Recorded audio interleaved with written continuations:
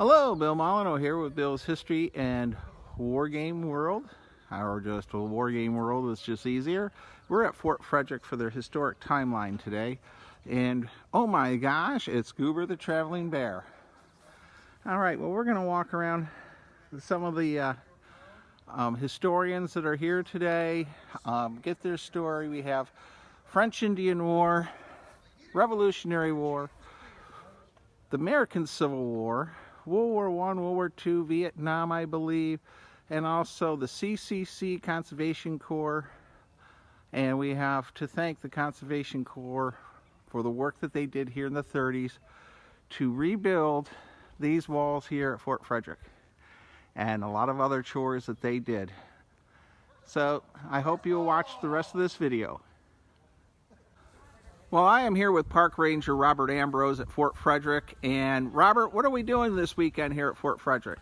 Well, this weekend we are commemorating the 3 centuries of Fort Frederick, or the 4 main eras of the fort's occupation over the years. So we are talking about the French and Indian War from 1756 to 1759. We're talking about its use as a prisoner of war camp for British prisoners from 1778 to 1783 during the American Revolution. We are talking about the American Civil War as an outpost for the Union Army in 1861 and 62. And also we are talking about the early park history and its era as part of a civilian conservation corps camp. So between 1922 and 1937, the early park history, and a CCC who was here from 34 to 37. So this weekend we have a number of volunteers and staff showing off the different time periods of the fort. From the French and Indian War provincial soldiers and militia, Revolutionary War guards. We have some 18th century women here doing different roles. We have a French milice from the French and Indian War here. We have a gentleman doing 18th century medicine. We have the Civilian Conservation Corps. We have Union infantry and cavalrymen, and we have myself, a 1930s park ranger. And I have to ask, your boots really stick out. Can you just mention them a little bit? Yeah, so these are 1930s actually U.S. cavalry enlisted boots. And this outfit itself is based off a photograph of a ranger who was here in the 30s. And the boots themselves, they cross-lace like a regular shoe, but then you have to hook them over the latches at the end and then wrap the lace around to tighten the top. But these are made for riding horseback because early park rangers spent a lot of their time on horseback. That's why they wore the riding breeches with the extra padding here, and in the long boots, because they were horsemen initially. Today our horse is a Chevy pickup truck, but the concept's still the same. We patrol the park to make sure everything is safe for the public to come out and enjoy it. So it's a cool story to talk about. Maryland has a long history of rangers in a military sense and in a parks and forest sense, so going all the way back to the 17th century. So it's a cool story to tell, and it's a very integral part of our story as Fort Frederick is celebrating its 100th anniversary over the next couple of years. The park itself was purchased, the land was purchased in 1922, and the state takes it over by 1924. So we're kind of in the middle of this 3-year time period. We can talk a lot about the 100th anniversary of Fort Frederick State Park. All right, and what are your hours here for summer hours? Yeah, so our summer hours are going to be Thursdays through Mondays, and we are open from 10 to 5. Those are our manned staffed hours in the fort, where we have programming, and you'll see our costume interpreters, and you can visit the barracks. The fort is open from 8 until sunset, basically through the summer, but our main hours, where you're going to see somebody here to teach you about the story of Fort Frederick, is Thursdays through Mondays, 10 to 5. And where are you located? We are located in Big Pool, Maryland. We are just west of Hagerstown, right off of I-70, exit 12. Well, thank you very much for your time. I know you're very busy with this big event going on today, and thank you again. You're welcome, Bill.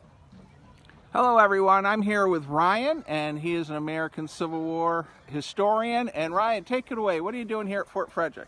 Yes, so today we are portraying the 1st Maryland when they would garrison at Fort Frederick to watch the C&O Canal. I'm the first sergeant here. We have some enlisted behind me. We would have been primarily here to watch the C&O Canal from the Confederates across the river who attempt to destroy the vital supply line to the capital. And is the years by 1861 to 1862. And you see a lot of different uniforms because we have people that were in it before the General Order for Volunteers and people that joined up after the General Order for Volunteers. So you see different colored trousers, like mine are sky blue, and some others are dark navy blue to match the coats. Okay. And were you infantry or cavalry? Yes, I'm infantry. I'm the first sergeant, so I'm the ranking NCO for the company. I report to the lieutenant and the captain, and all the privates, corporals, and other sergeants report to me for their problems. All right. And was a cavalry unit stationed here at all? Cavalry obviously moved through the area. There's reports of a cavalry camp up the river here, but they just passed through. The infantry more or less stayed in place and patrolled a certain section, whereas the cavalry could, the horses, they could go anywhere they wanted. All right. Well, thank you for your time. Anything else you'd like to say before I interview some more of these historians at this timeline? Just come on down to Fort Frederick. All right. Well, thank you for your time. Hello, everyone. I'm here with Dan, the historian, and he portrays. I'm going to let him tell you what he portrays here. Dan, take it away. All right. My name is Dan Freckloff, and I'm portraying a cavalryman today, United States Union cavalryman during the Civil War. What you see is everything that a cavalryman would be wearing during the Civil War, including gauntlets. What are gauntlets, sir? These are the gloves that you wear when you're riding a horse so that your hands don't get calloused by the straps. And the cavalry unit that was here during the Civil War in 1862 was the 12th Illinois Cavalry. They had escaped from Harper's Ferry during the siege of Harper's Ferry in 1862 during the Maryland campaign. And then following that, they're here patrolling this area on the lookout for Jeb Stuart's Confederate cavalry just across the border there in Virginia. But just want to talk a little bit here about the gear that I have on. This is a cap box. In here is percussion caps. This is a haversack. It is tarred, meaning it is waterproof, so everything that's in it is protected from the rain. My cartridge box is back here. Now, I have people all over watch my videos. The cap box and cartridge box, does that mean ammunition, sir? Yes. Yeah, so this is, the cartridge box is your main form of ammunition. It's got the musket ball in it, along with the powder. This has a percussion cap. It's just basically, looks like a cap off of a cap gun. Thank you very much. And then, cavalrymen would carry both saber for close-in fighting when on horseback, a Colt Navy revolver, 44 caliber, and a Sharps carbine. Now, we just talked to another fella. His gun's much longer. Could you tell me about yours? This is a carbine, which means it's shorter. It's used mostly for fighting on horseback. The trooper at long distance either would dismount from his mount, his horse, and fight dismounted. And when the trooper does that, he will, see if I can get it here.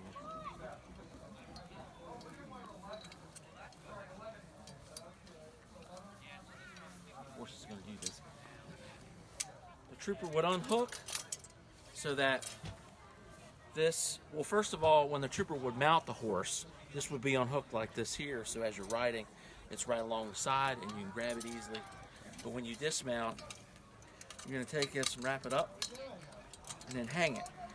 Okay. With a little hook that's here on the side of the belt. And then you're going to fight dismounted, right? Basically what would happen is you have a squad of 6 guys. Every 4th guy holds the horses for the other troopers. And then they would go off and fight dismounted at 4-step intervals in between each trooper. They would just basically go out and fight dismounted. Now, going back to the reason why this weapon is so short, it's mainly to carry on horseback. And there's a little hook here, and it hooks onto your carbine sling, which is here, so that you can carry it while on horseback. Just like the saber, it hangs down. And this is a breech loader, meaning it does not load from the muzzle, but it loads from the breech, and it has faster firing than either the smoothbore or the rifled musket, which is used during the Civil War. A good infantryman can get 3 shots off in a minute with a muzzle loader. A good trooper can get 10 shots off in a minute with a carbine. Well, that's a lot of lead flying out of one unit. Yep. Then. And the way you basically load it is you drop the breech. This opens up the barrel. Then you slide a paper cartridge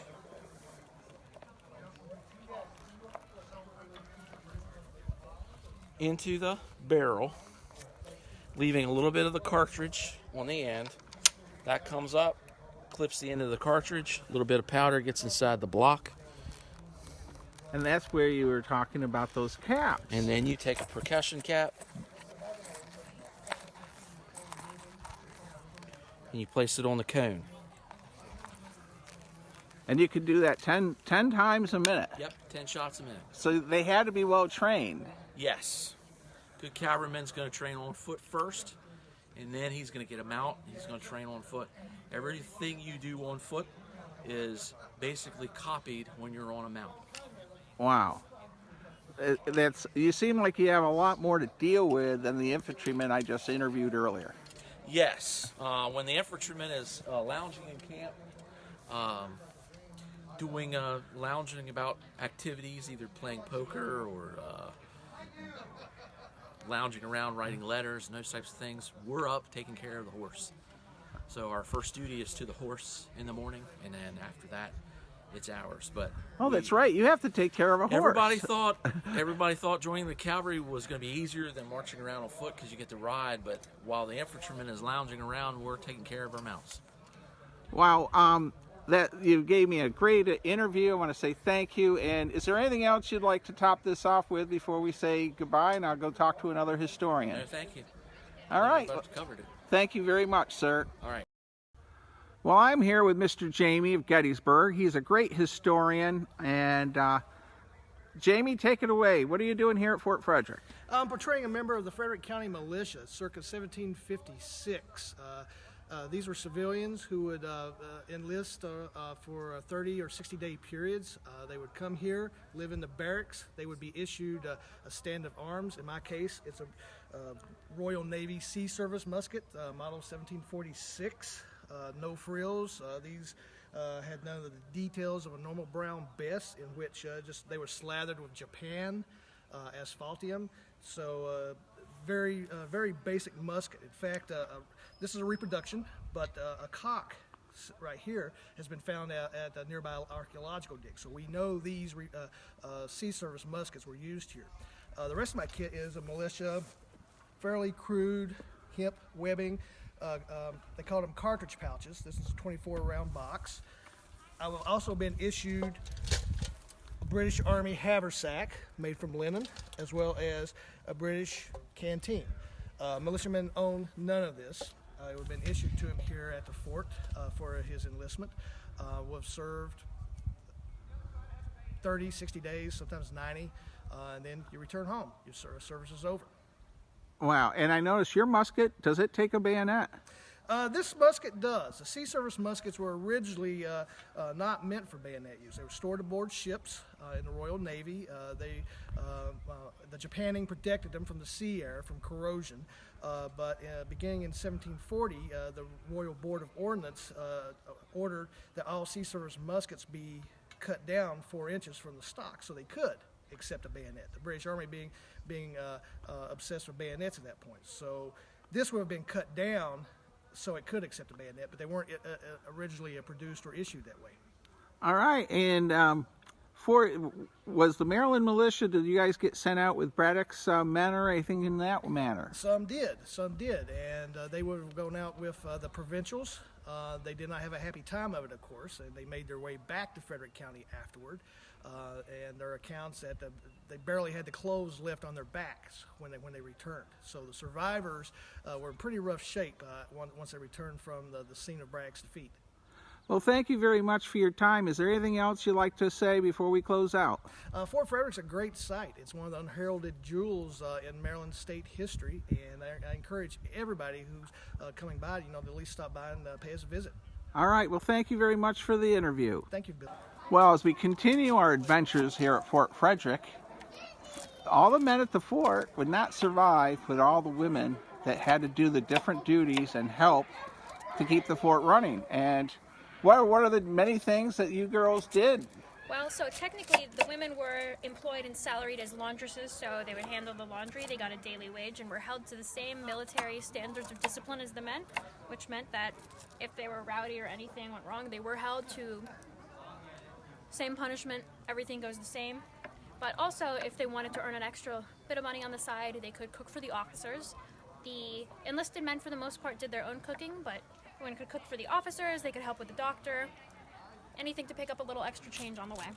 And it looks like you're making something right now. I am making a beef stew, which is it's a Townsend recipe. So there's beef, floured beef in there. If you flour it before you fry it, it helps to thicken it up a little. I'm chopping cabbage now, and then already in the pot there are parsnips, carrots. I keep wanting to say rutabaga. It's never rutabaga.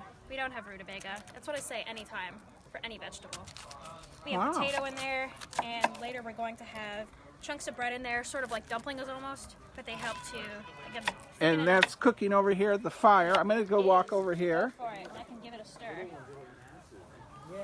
It is definitely. It took a while to really get it to a boil, but it is going. Wow. Beans aren't breaking down as well as I'd like, but you know, not everything's perfect. Now, is that real fire? It is. This is. I assure you, it is real fire. We have real fire. You'd be amazed how many people will ask me, "Do you have real fire at Fort Frederick?" It sure is real fire. Well, thank you very much, and it looks like you have a hot job working here at the fire. And is there anything else you'd like to say about? I know you're a new employee here at Fort Frederick. Where'd you go to school? I went to St. Mary's College of Maryland. I have about a year left in my degree. I'm still working on it, studying anthropology, and I specialize in museum education. So this definitely is the best thing that's happened to me. Well, very in terms good. of careers. Well, thank you very much for your time. Absolutely, thank you. And here's just a snippet of Fort Frederick. And of course, I have a lot of Fort Frederick videos. Anyhow, we're going to go into the doctor's office. So, I see, looks like we have some people here. We want to see if the doctor is in. To have a site for the kind of activities that were going on here at the time that the fort was active. So, for example, you were told about the governor's office. So, for example, let's take the gentleman in the doorway. Let's see, he was coming to be a physician with a fever. And I would look at him and I would conclude that he had kinds of things such as simple injuries that soldiers might be subject to working in the fields or working here in the fort, cuts to the skin, broken bones. I would use centuries-old techniques that were very effective in making you well again. The real challenge, however, was battlefield casualties, because that produced all sorts of really difficult conditions to deal with. So I'm holding in my hand a musket ball, and imagine being hit with this in combat. If you were hit in the arm or the leg, if it shattered a bone or damaged a major artery, the chances of you surviving were limited unless I intervened through amputation. So I had the skills to amputate the arms. I wouldn't use any sort of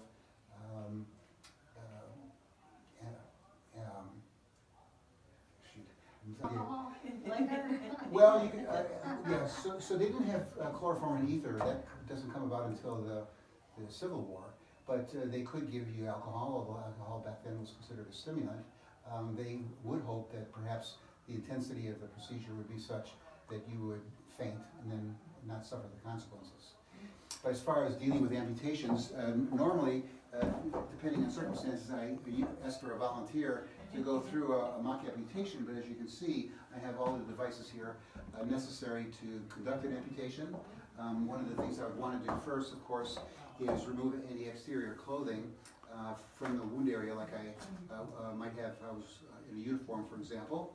And then I would want to control the blood supply to the wound area, so I would use a tourniquet.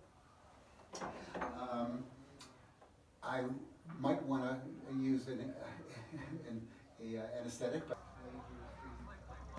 Well, Dennis is going through the amputation procedure, and I decided to not video that because it does make some people squeamish.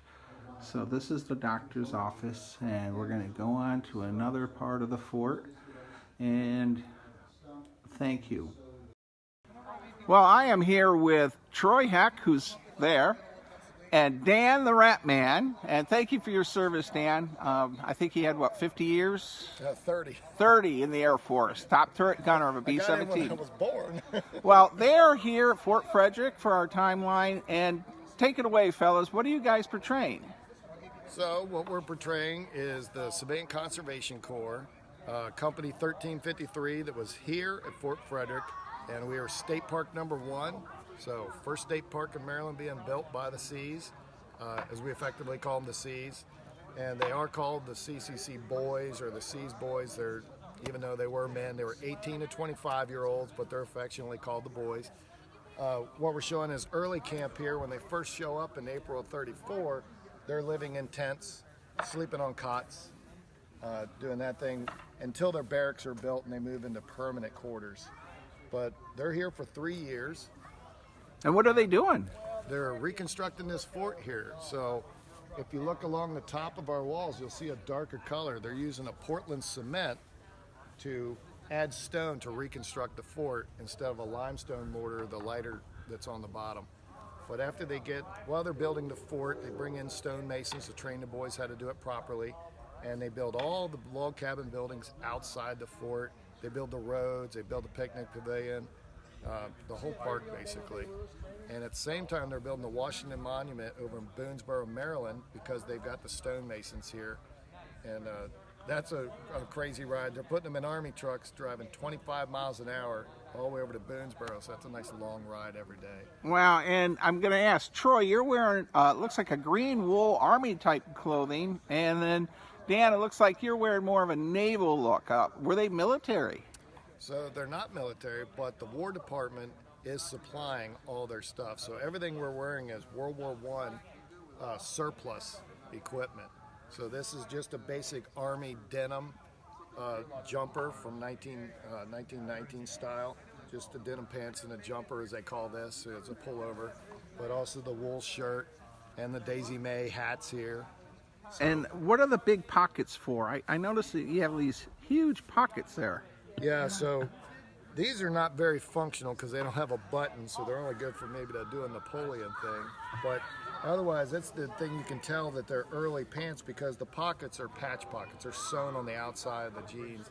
It's not until the late 30s that you start seeing a modern style jean pocket. Okay, So it's just and a very simple design. it's quite amazing. And this Conservation Corps, when did it get disbanded? So it was never disbanded. It runs from 1933 to 1942, but of course World War II has kicked off. So Congress just stops funding the Conservation Corps. So it's still on the books, it's just not funded. All right, and I'm going to go look at the accoutrements you have here. It looks like, is this a foot locker that you would have? Yes, every boy would be issued a foot locker because they're issued all their clothing and such, just like an Army enrollee. And so you got to have that at the foot of your bed. What's that big hammer for? That's for driving in tent stakes.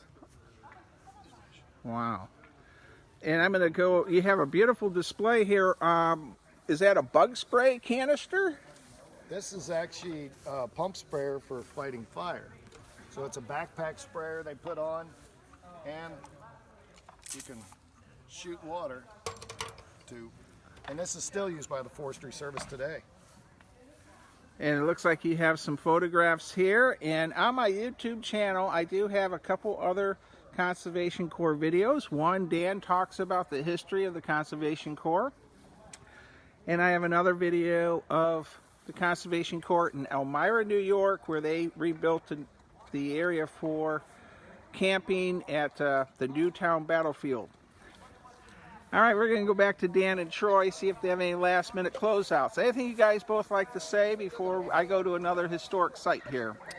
The big thing that we like to say about the CCC is it's important. In the 9 years that they're together, they build 71 national parks, over 400 state parks. So a lot of the parks that you enjoy today are because of the Seas boys that did all that. Well, thank you both very much for your time, and I'm going to go see what the Revolutionary War guys are doing.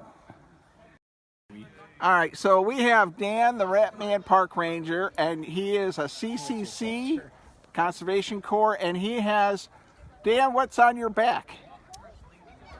We have a pump sprayer for putting out brush fires. So this would be used in the 1930s, correct? Yes. All right, and how's it work? It works great. Shoots a nice, good stream.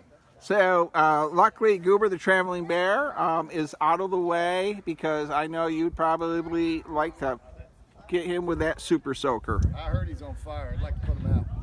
Well, thank you, Dan, for talking to us about the Conservation Corps and their firefighting abilities. To what theoretically should be a more streamlined loading and firing process. But as you can see, sometimes it comes down to the individual soldier. And I have seen 18th century guys absolutely cook Civil War soldiers when it comes to loading and fire. Yeah. So we'll start right away with just turning over the proverbial fort microphone to Mark Dubin, who's going to talk to us about 18th century musketry. Good afternoon, everybody. You like the microphone? Oh, yes, thank you. Well, very good. So we're going to start off here talking about 18th century musketry. So this could be applicable to the 7 Years' War, the French Indian War, as you might know it, when the fort here was originally built and designed to guard the Maryland frontier during that conflict between the British and American colonists and the French and Native American Indian allies on that, as well as during the War for Independence, or the American Revolutionary War, as you might know it. So things really hadn't changed much in that period of time as far as weaponry and how they were being used by the military. So what I'm holding here is what's termed a smoothbore muzzle-loading musket. So it's basically designed for producing a lot of firepower very quickly downrange. So basically it's a smooth tube. There's no rifling in it. On that, your powder charge, your ammunition is going to be entering through the muzzle here. It is using a flintlock probing and ignition system. So right here is basically a flint stone and a jaw pad. Here is what's called a cock. It's underneath the spring pressure. And then this metal plate here would be your steel, flint and steel, creating spark, right? And back here, underneath all that, is the pan. That's for your priming powder. So basically all this is working to produce some initial flame, controlled flame, from a spark hitting black powder, igniting it, and sending that into the barrel to ignite the main charge that propels the ammunition out. So a very simple process on that. Again, hadn't been changed much over those periods of time. This example here is a French pattern musket versus a British pattern. Essentially using the same process, slightly different in how it's manufactured. You can see this has steel bands here holding the barrel onto the wood stock. British weapon at the time would have used metal pins instead of bands here. But relatively, you know, they're pretty much the same type of weapon being used, the same process on that. Now, in using the weapon, what we're going to be doing here today is showing how to load and fire it. So what we're using here in the military is a pre-measured, pre-wrapped black powder cartridge. So this already has the pre-measured powder already done for me. So all I'm doing is basically biting off this paper cap here, this little leaf here, off of this roll tube, paper tube, and that allows me to put the priming in the powder pan right here, the pan, to shut that, and then I'm going to be entering the rest of the main powder charge here in the muzzle, pushing in my ammunition with the paper wrapping around it as to hold it in place, and then pulling out my ramrod, and then ramming that charge in place down at the breech. So once I do that process, I am ready to discharge the musket. So how many times do you think, as a trained soldier, I should be able to load and fire this weapon? Anybody have a guess? 4 times a minute. 4 times a minute. You could do that. Usually you're looking at 3 is the minimum. 4 is if you're experienced and good. So yes, you can fire it multiple times on that. That's really the trick of this weapon here. I've lost some of my accuracy. I'm talking about a football length of field here of accuracy, out to 100 yards. It's really in closer is my range of fire that I'm looking for. I can go out further, but I'm going to lose accuracy to a great degree. At the same time, there's also another type of weapon being used this period. It's called a rifle. And a rifle is using rifle and grooves running down through this inside of this musket. And it basically twists the ammunition ball as it goes out. And it's a lot more accurate for a longer distance. So you're talking about the 300 yards versus 100 yards for the musket here. However, I give up, with the accuracy, I give up the amount of time it takes to load and fire that weapon. The rifle, you're looking about a minute at a time to load and fire it, versus 3 times or 4 times a minute with this. Another big key to this is that the Americans decided to do one better than the European armies. They're not just using one lead ball here, round lead ball for your ammunition. They're also adding what they call bucking ball. They're adding 3 lead buckshot to every large lead round ball that's going into the musket for the discharge. So now I've upped my ante, right? I've got firing 4 projectiles instead of just 1. The rifle, I'm just firing the 1 again. So not only do I have a longer time and waiting, I'm also firing 4 projectiles for every shot that I'm doing 3 to 4 times a minute. So you add up the numbers, and it sort of adds up pretty fast. That's why most military leaders felt the musket was more important of the 2 weapons. And the way we're using it is in mass ranks anyway. So again, it gives this musket gives us a better advantage in the open field mass formations that are typical in this period of time. So as far as the other thing I'm going to... Well, here we are closing out our YouTube video for Fort Frederick's timeline, and I got Chris here. Chris, can you close out my video? Sure thing. Well, I'm wearing my Maryland provincial uniform here. It's a wool coat with a linen lining, and this is what the average Maryland provincial soldier would have been issued. He would have gotten 1 coat and 1 pair of breeches a year. In addition, I have my belly box, which is my cartridge box here. Holds 18 rounds. I have my bayonet, frog, and scabbard. I have my nice canteen, very important. Drink your water. I have my shot pouch here, which has all of my musket balls, my papers, and all of my tools needed to service and use my musket. And in addition, I have a shirt underneath of this. And this is what I would be wearing typically if I was a professional soldier. A militiaman would wear more standard clothes that you've also potentially have seen already during the video. And I really hope that you guys are able to come out to Fort Frederick sometime. We're open from about 9 to 5:30, the fort we're here, and then we have fun, and maybe you get to come see me in person light a fire. Make sure to subscribe to Bill's channel and watch all his other videos. All right, well, thank you, Chris. And my wife really enjoyed your How to Make a Fire with Flint and Steel last year.